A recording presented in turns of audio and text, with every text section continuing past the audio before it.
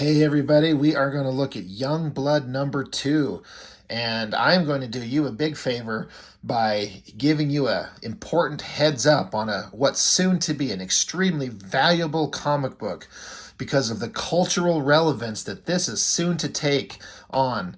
Liefeld has announced that there's a Prophet movie in the works with Jake Gyllenhaal, I believe, as the lead actor. He's going to play the lead character, Prophet. And Youngblood number 2 is the introduction of the character, so you know that this comic is going to skyrocket in value. And if you don't have one, you're going to be missing out on the excitement of having an extremely valuable comic book. And I want you all to be jealous because I have 2 of them, so I have double the value. And I know there's not many of these things out there. Only maybe a couple million, and that's not much, right? Yeah. Anyway, Youngblood number 2. We all remember how Youngblood number 1 ended. It was a flip book with the home team on one side and the away team on the other, and different characters that were supposed to be on one team were actually on the other team inside the book. In the first story, there was just the introduction of the characters with the home team, and then it ended with the main characters of Die Hard, Shaft, Chapel, Bad Rock, and Vogue. Sorry, I had to think about their names for a second. They're all charging off to go fight those 4 criminals. The 4, I think they called them. A big strong guy and some chick and some flying guy and some other not nameless, I just can't remember it, but pointless character. It ended with a big double page splash of them charging into battle to fight them. We're going to see how that battle ended. Oh, wait, no, we're not, because it's just completely ignored and moved on, and we act like it didn't happen, so it doesn't matter. What we do get is something that Liefeld likes to tout for himself, is he's such a creative genius. He's just overflowing with characters, and he's already introducing a whole new team of new characters on page 1. I hope you didn't give a shit about the story that was going on in the first book because it's irrelevant. We've moved beyond that. Wrapping up a story, finishing what was going on, completion.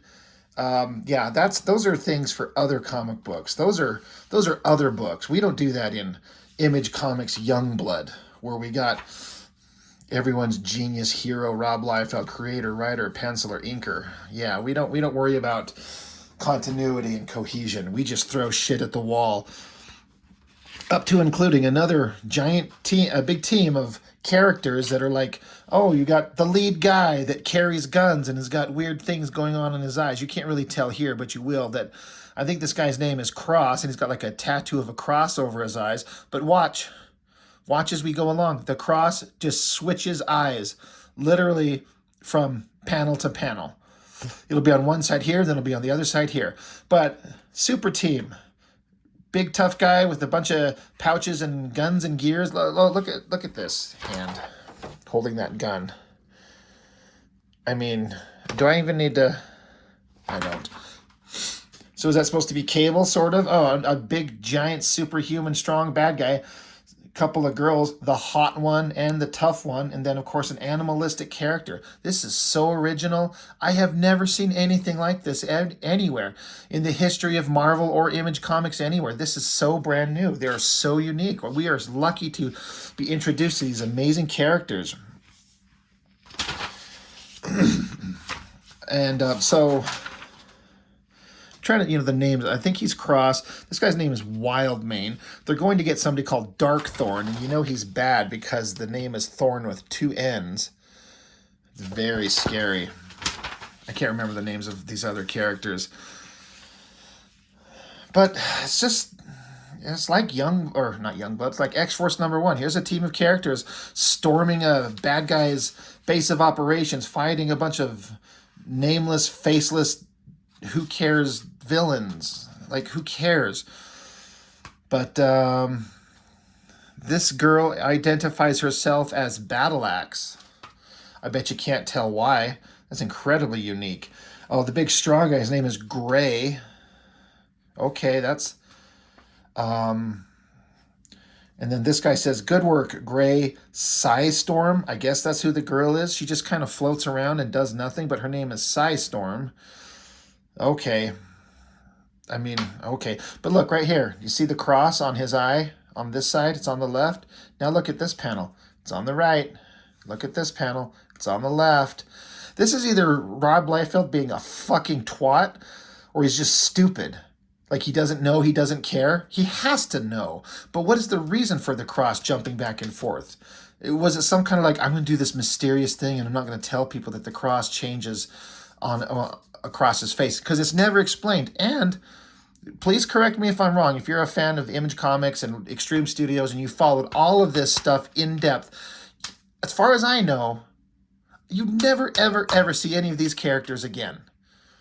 I mean, did they show up somewhere? I don't think they did. So here in the first few couple of pages, oh my God, new characters. This is so great. We're so excited. And then, so is this some kind of like magical thing that happens with the cross on his eye? Oh my God. I'm sorry. This is the first time I've noticed this. Fuck Rob Liefeld. Fuck him.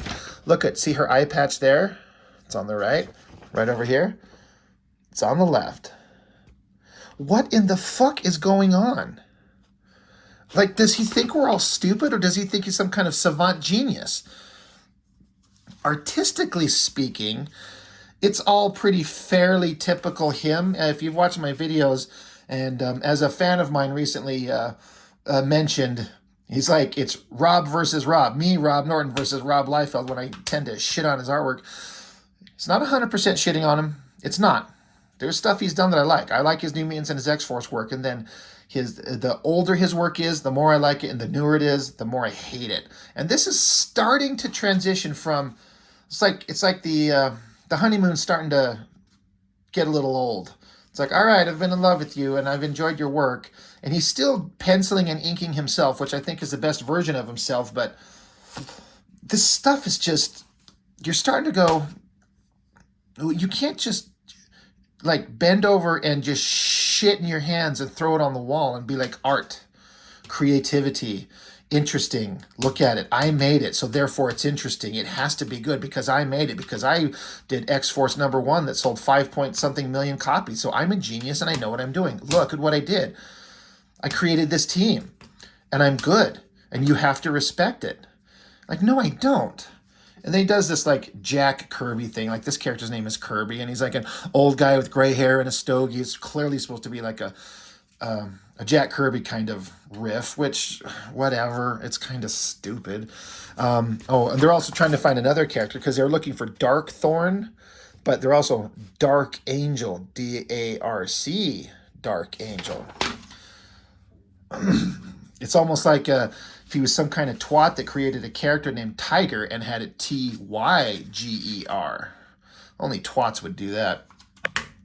Anyway, they're trying to find bad guys. They ran into their buddy Kirby. He's carrying giant, super heavy-duty nail guns. He must be into construction or something.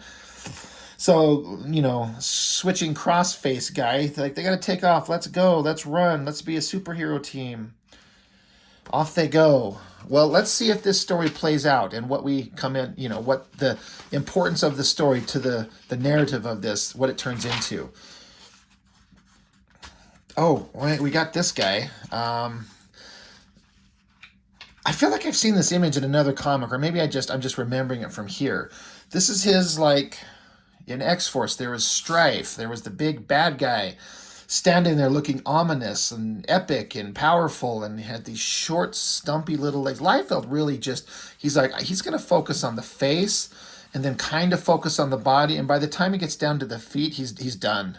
He's like, I can't do this anymore. And he also was like, well, proportionately, if he wanted to, like, make it, like, generally speaking, like, head to nuts, that should at least be equal, like, top of leg to bottom of foot, generally speaking. But comic book characters tend to have their legs elongated, especially Liefeld. But he wanted to keep him in frame, so he just gave him these short little stumpy things, and he just kind of like drew a little pointy little hoof and then just cross-hatched it out. And he said, I'm done. And I made Dark Thorn. He's the most epic villain you'll ever meet. The stories that will be coming from him, you just don't understand how good it's going to be.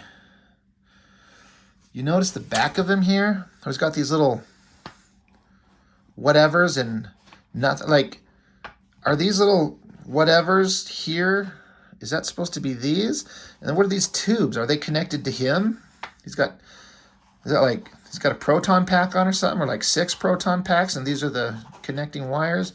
They're not there. Mr. Liefeld, you amaze me with everything you do. Cut to big splash page, prophecy. They're saying this guy's been in this thing, whatever he's in, for 50 years. It's a cryogenic animation chamber. He's still alive. His name is Prophet Jonathan Taylor Thomas. Oh, wait, sorry. Jonathan Taylor Prophet. And by our calculations, he's at least 80 years old. Okay. I mean, that's not a bad face. Liefeld loves this design of masks. He put it on Shatterstar, was the first time I ever really noticed it in X-Force. And then he's repeated this exact basic thing on so many other characters. In fact, I just saw some preview pages for the next Deadpool book, Batter Blood, and they're introducing a girl Shatterstar, except her name's Shatterstorm. And of course, she's wearing this mask, just like Shatterstar did, but it's just a flat... Anyway, it's so stupid. It's so dumb. Gotta flip it over. I guess he's in a tube thing. I like how, Liefeld at least bothered to draw some technological doodads over here, like controls for the thing, and kind of did some backgrounds. I wonder if he did this or if he handed this off to one of his homies. What's his name? Richard Horry, maybe, or Merritt Michaels doing the backgrounds on this. I just don't see Liefeld pulling that shit off.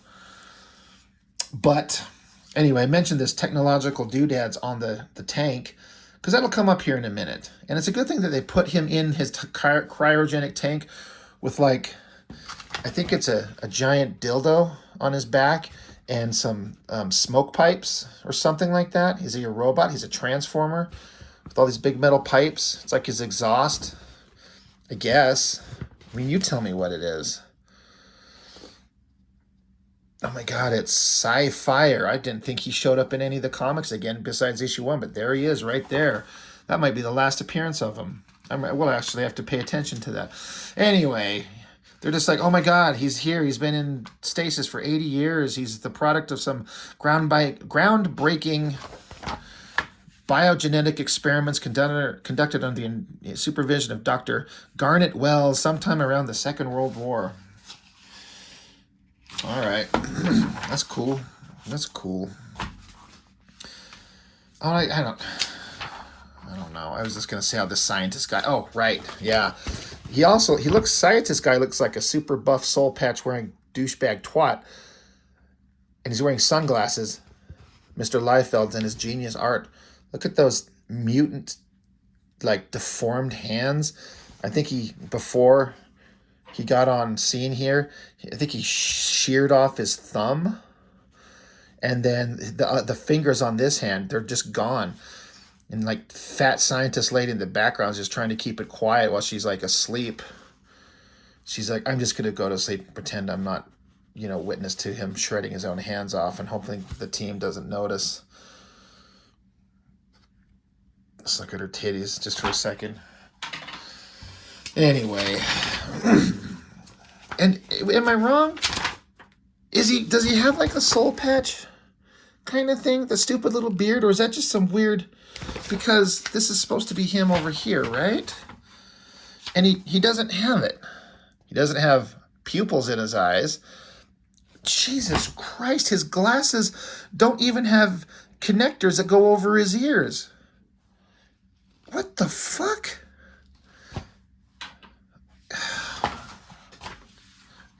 God.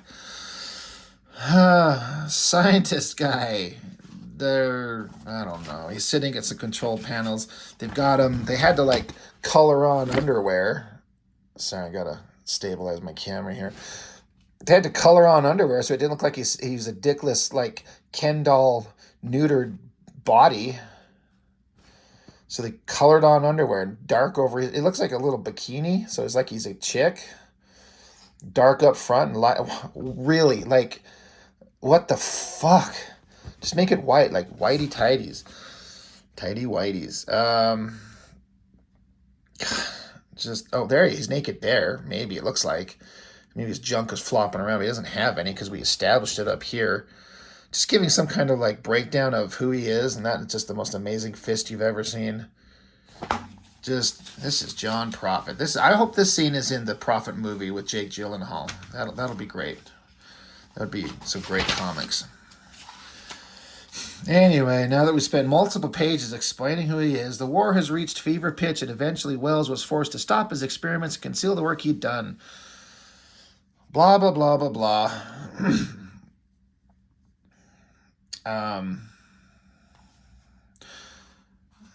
He's saying the transport vehicles are standing by. We are ready to load Mr. Prophet and the remnants of Dr. Wells' equipment. So they're going to take him out of there for whatever. So I guess everyone leaves except Combat and Cougar. And they're sitting there standing kind of fascinated by how he's like hip thrusting his junk into their face. Remember his like big giant robo dildo that he had over his neck? I mean, I think it's supposed to be a sword because you can kind of see like the hilt. Well, it's not there anywhere. This is another classic Liefeld trope. He'll draw something on one panel, and then when you flip the character around and see the back of him, it's not there. But he's still got his smoke pipe things. Like, whatever. And alien guy, Combat, he's like, the technology to do what they did to him is advanced by even Catalan standards, which is him. So Cougar here, he's like, look, there's some sort of timer that's on a preset time block, and it's ticking away. But what is he looking at? It's like he's looking at the glass case, unless there's some mechanical device off panel that he's looking at and kind of reaching for. But then he's crouching down here, and he's, again, just looking at nothing. Remember that panel I was pointing you out?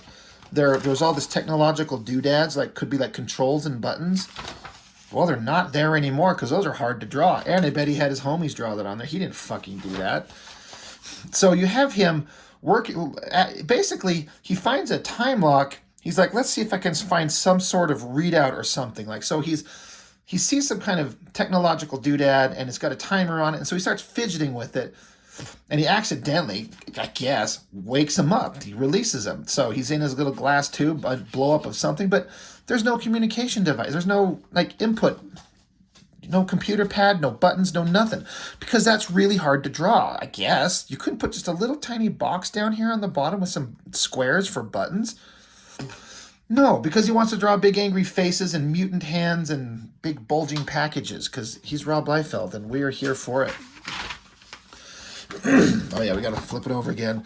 And suddenly, big guy's out by the ghosts of Chrome with KR because he's Combat spelled with a K and he's from Catella with a K. So everything is with a K.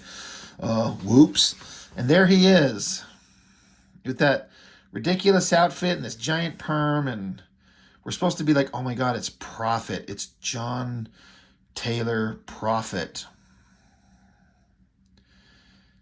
Oh yeah, maybe that, he says right here, maybe that wasn't the right button to push. But motherfucker, you didn't push no button. You want to know how I know? Because we were very clearly saying there ain't no buttons for you to fucking push. You just touched the glass.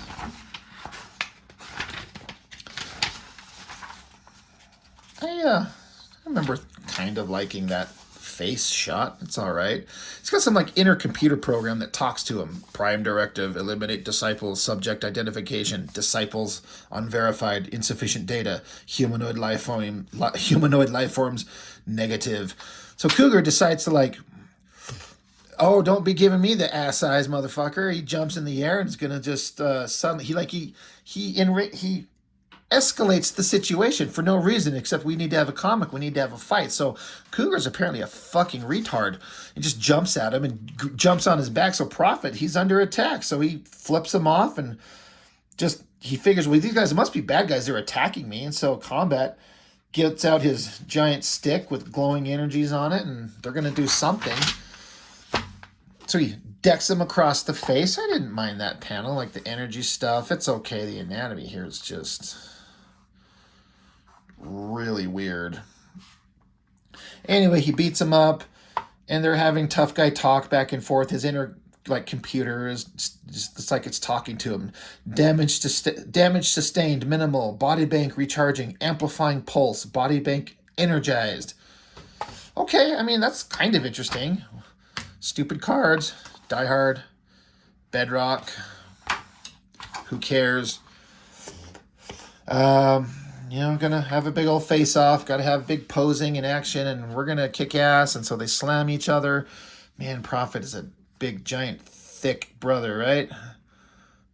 Just kind of ridiculous looking. They talk tough. They kick each other off.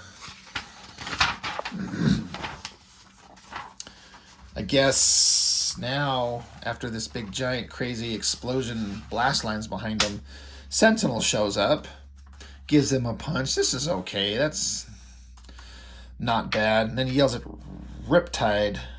She's like, take him, get him. That's, for a Liefeld drawing, that's not a bad female figure. It's all right. Kind of, I don't know why the inking on these lower lines on the feet are just fantastic. Coloring on that water is something to behold. And then you got Brahma, this big guy, the big strong guy. He's got to have big angry face, charging at him. So he's like, I'll put him back to sleep. I mean, by doing something that would kill a normal human being. Kapow. I thought that the energy and movement and the layout of that was pretty impactful. I remember thinking that when the book first came out, and I still think it does. Like, it kind of works. You think that would kill him. And this is funny because Brahma, this big guy, he's like, geez, is this guy for real? I hit him with everything I had. So he's presumably the biggest, strongest, toughest motherfucker, and he hit him like he was trying to kill him. That's the only thing that would mean. Prophet's little inner computer thing is like, damage sustained severe, body bank re-energizing. So they keep punching at each other and going on. And because Prophet, he's a man out of time, and he doesn't recognize who any of these people are or what's going on. All he knows is there's a bunch of douchebags that are standing right there, and they attacked him. So, and then I guess out of the blue, some robots show up and bust out their phaser guns and blow this guy to pieces, and blasting at everyone else. Oh yeah, Sci-Fire. He's not... Okay, he's just there. He's just floating there. And then... So he says, even though you don't know it's him, one way or another, I'm involved in this scrap. And Riptide, the girl, she's like, no way, Sci-Fire. You're on probation until Sentinel says otherwise, no matter what. So at least there was two or three pages with him, even though you can't identify that it's him. And he's on probation for, like, horribly murdering the villain in the last issue. That's fine. And then, so these big giant guys come up, big robots. And I remember this pissed me off. Because here they are. We are the disciples of doom. Resistance is futile. You will be defeated. You will be assimilated. You will be assimilated. Resistance is futile. Really, Liefeld?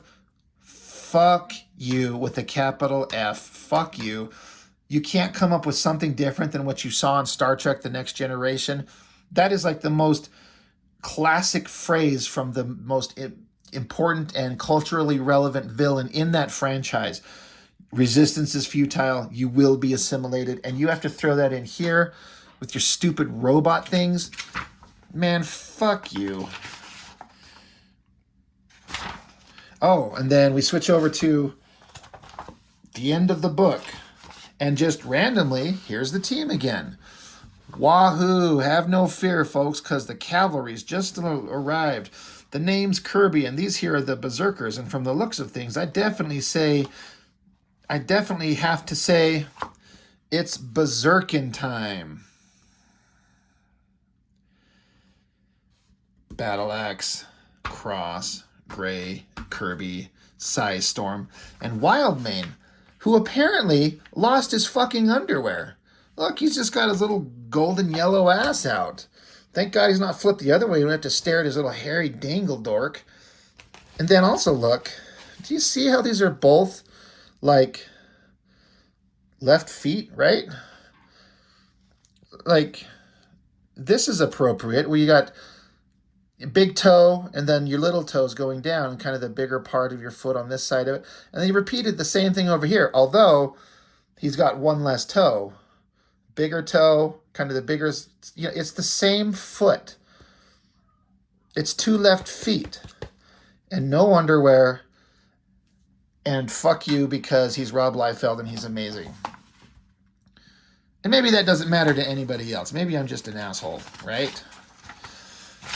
So, remember how I was talking about getting wrapped up with the story from the last issue with the main team fighting the four who aren't in this at all? They're not here at all. Where's Shaft and Bedrock and Chapel and Vogue? They're not in this. It's the away team, which is fine. Like, that's fine. They can switch it up. But from like a cohesive story narrative perspective, this thing is just, it's all over the place. Like I said, it's just shitting and throwing it on the wall and saying that you need to love it. And we bought up all his copies and made him an ultra millionaire. And now he spends all his days today telling you you're a piece of shit if you don't think that he's awesome.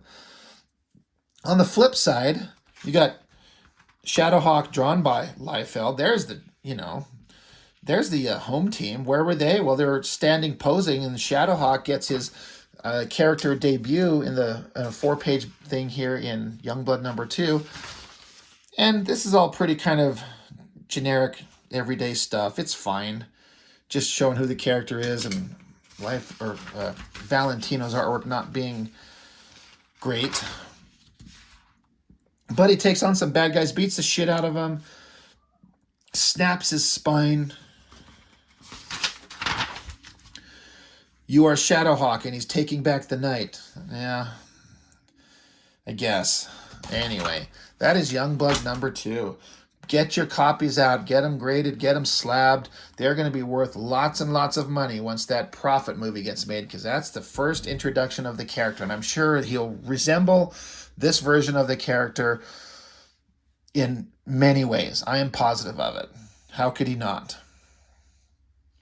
Anyway, that's Youngblood #2. So when we pull out Youngblood #3, we'll see if this story gets completed in any way, shape, or form in that issue. Any bets on whether it gets resolved or addressed at all? I don't know. I honestly don't remember what happens in Youngblood #3. I have no clue. So if I was a betting man, I'd say nothing gets resolved. Anyway, that's what I've got for this time. So thanks for joining me, and we will see you soon.